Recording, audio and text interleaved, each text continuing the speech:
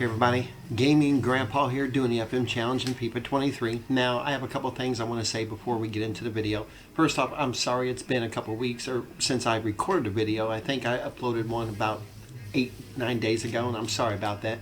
I had the flu. I was out for about a week. A lot of things have changed. I finally got a webcam. I've been playing around with it, and I've had a few videos made, and it turns out that there is so much lag that it actually causes the video to be unresponsive, and it pauses, and it's a mess. I also got a new mic, so hopefully things are working out, and I think I have that nailed down now finally. So anyhow, I just want to say I'm sorry it's been a little while. Now, this is the beginning of season 3. Unfortunately, because of the video errors I've had, and once again, I have crappy equipment. Eventually, hopefully, I'll be able to upgrade, but things are tough right now, especially after buying that house. But anyhow, season 3 is already in session. I've gone about a month, I think. I recorded the first home game, and unfortunately the video crapped out on me because I tried to use the webcam, and I'm done using that until I can figure out what's going on. But anyhow, I just want to kind of bunch a lot of things together before we get into the first game of this season for you. Now, this is a transfer. Remember, MLS January transfer window is the beginning of the season, unlike the rest of the country where it's you get 2 months, you only get 1 month in MLS, so it really kind of sucks. But surprisingly, I only signed 2 players. Now, this season is the season that I am doing a lot of house cleaning, getting rid of a lot of players. I don't even know if I'm going to be here at the end of the season, and I'll get into more of that a little bit later. But anyhow, Mickelson was one of the goalkeepers. I actually had 6 at the time because my young prospects keep coming up, and he didn't really have a place. He was only worth 1.4, well 1.2 at the time, but he went up after I sold him. But anyhow, I made some profit on him. Now, Abdullah is one of the initial guys that came with the game, and I thought he might do something wonderful, and he hasn't. So I went ahead and cast out on him. Now, Knudsen I'm keeping, but I sent him out on loan. Valencia, another one of the youngsters that unfortunately is just not going to have a place here. And I don't like selling players before they're 18, and I definitely don't like selling before I know once they hit 60 OBR and they find out what their status is, like showing great potential, has potential to be special, that type of thing. So I tend to wait, but sometimes if I just have a feeling they're going to be crappy, then I get rid of them. All right, Oman is one of 2 free agents that I signed, and he's the first player to come to the team this season. But how can you not sign this kid? I mean, holy crap. I mean, even if he doesn't work out, I could sell him next transfer window and make a killing. All right, Famba and Reese, they were 2 pre-contract players that I signed the second transfer window of year 1, season 1. And I didn't want to get rid of Famba, but he's not developing anymore. He's maxed out. He's capped out at 77, and it's kind of a shame because he didn't ever complain about playing time. He actually got quite a bit, though. But they came in with an offer, and you know what? I went ahead and took it. Now, Reese, he just, I don't know, he was a decent backup, but now all my youngsters that I've had are better than him, so it's like I might as well, make a profit on him when I can. So I went ahead and cast on him too. Johnson, we're keeping. I sent him out on loan. He's an exciting prospect. Now, this is a surprise right here. I did not want to get rid of Vega. He was my left winger, and he was playing right wing last season, if you remember, because we got Solomana in. Now, in the Football Manager and in real life, if Chelsea comes knocking, or any Premier League team for that matter, you're going to be far-fetched to keep your players. So I am treating this as realistic as I can with the salary cap and everything else going on. And Chelsea came in with an offer for him. They actually came in for 40, and I talked him into 46. I wanted like 50, and they come up with 46.3. I'm like, sure. So he made a killing on wage, I can tell you that. But I made a decent profit on him. Boateng, once again, I signed him as a free agent the first season, sent him out on loan until he turned 18, and I went ahead and cashed it on him. So he wasn't going to play. All right, Caballero, I am definitely keeping this kid. I think he's going to be a heck of a player. The problem is with the signing of Murillo and Oman, I just don't have any room for him to play. So here's the second one. Not as worth as much as Oman, but still, how can you turn that down as a free agent? So, that takes care of the transfers. I'm going to really quickly run through my youth academy and show you what is going on. I've actually signed a few players, or at least a few players. Now, I like to keep them in here. Oh no, I got 2 more 18-year-olds. Gosh darn it, man. They just keep popping up. Now I have to make decisions on if I'm going to keep them or not, and it gets kind of tough because when I sign these kids, they all have really high potential and they're worth a lot. I don't even sign them if they're not worth $1 million or more. There's no point because I have so many players now that are coming in, since I have mostly 4 or 5 star scouts, that I get really good players, at least one every 3 months. So it gets kind of hard when they keep turning 18 on me. But anyway, I have a couple goalkeepers that are going to probably turn out fairly decent. Now this kid, I love when they're 15 because they're homegrown. Remember, I went into that the very first episode. But this kid here, I signed him at 17. He was a 65. But, I mean, I'm going to have to bring him up here pretty soon because he's 18 and I don't want to lose him. But overall, it's not looking too bad in the youth academy right now, really. I did sign 3 youth academy players to bring them up, and I'll get into that here just as I'm going to talk about registration. Now, remember, the first season we started, the salary cap for the MLS was $4.9 million. And for those of you that don't know, what that means is the entire team's salary cannot be more than $4.9 million. Now, there are some exceptions, hence the designated player rule and different things like that. With the designated player, the max salary cap that they will take is $612,500, which is not really that much, but the good thing is I didn't take into fact that the MLS increases these every year. I increased the allocation monies, but I forgot to increase the salary cap. Well, I looked it up, and now the salary cap in this year that we're in, 24-25 season, is almost $6 million, and that raises the salary cap max hit you can take to $741,000. And why does that matter? Well, before a player can be a DP, if their yearly salary doesn't equal $741,125, then they don't have to be a DP, and that really helps me out because Dragowski was a DP at one point, but because of the increase in everything, I was able to restructure his contract just like you could do in real life, and I offered him a little bit less and gave him a larger signing bonus so that he actually makes more money, but it doesn't count against my cap, if that makes sense. So he's no longer a DP, so it's really kind of cool. Now remember, the whole thing about FM Challenge is I'm trying to be as realistic as possible and play within the rules and confines of both FIFA and Football Manager.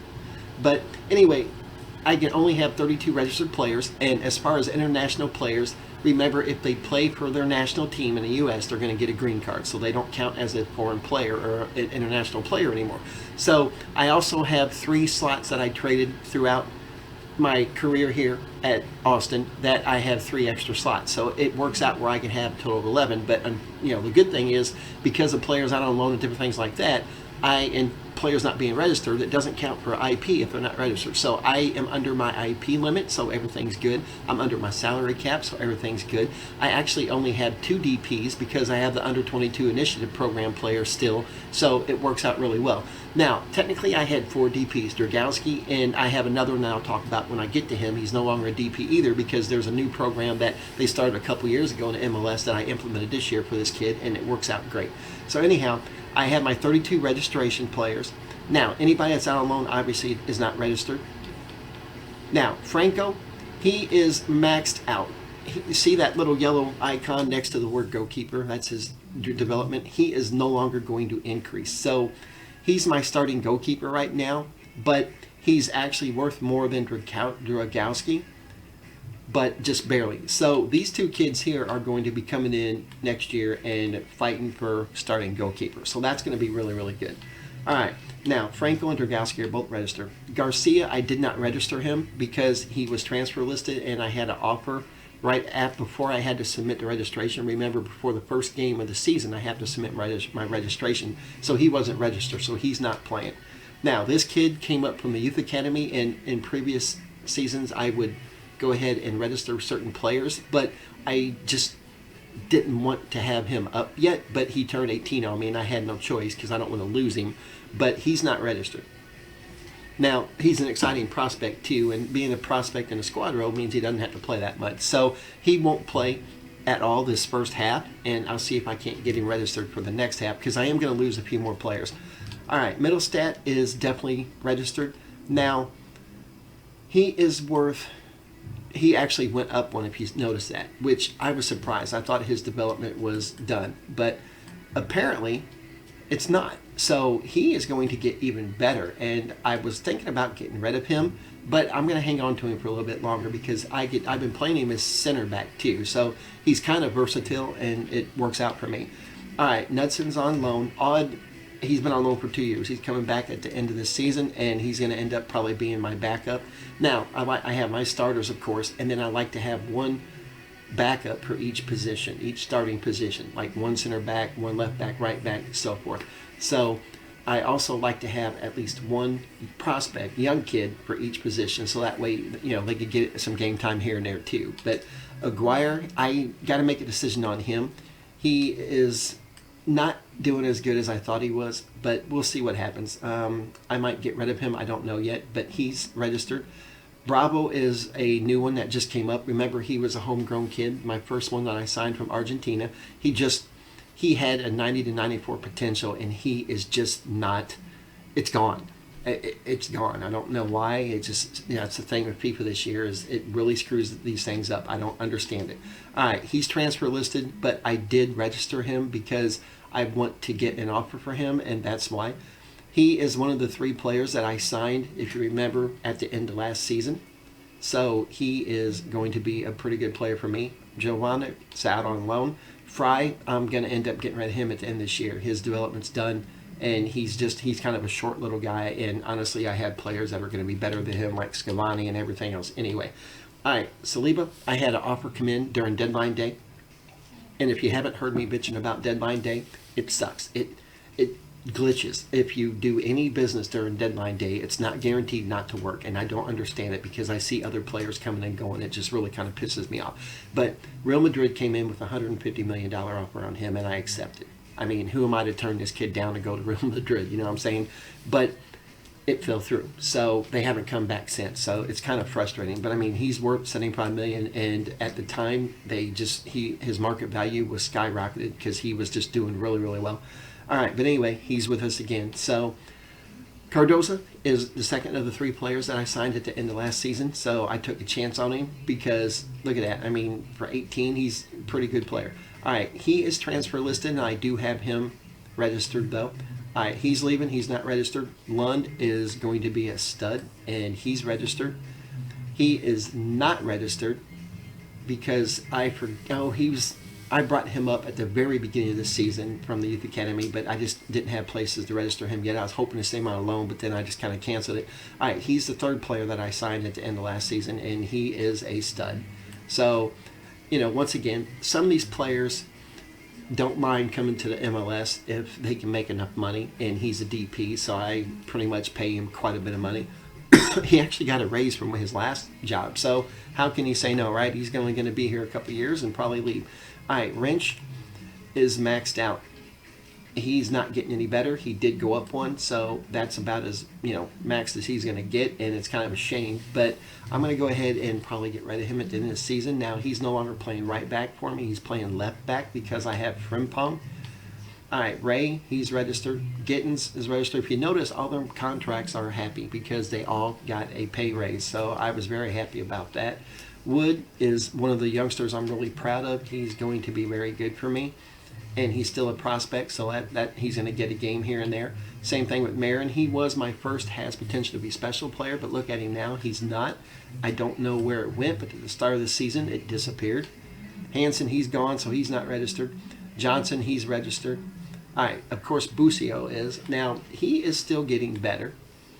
So I'm going to hang on to him for a year or 2 more, and we'll see what happens. All right, this kid here, I had an offer from Man City. They paid his release clause. It was $125 million. They paid it.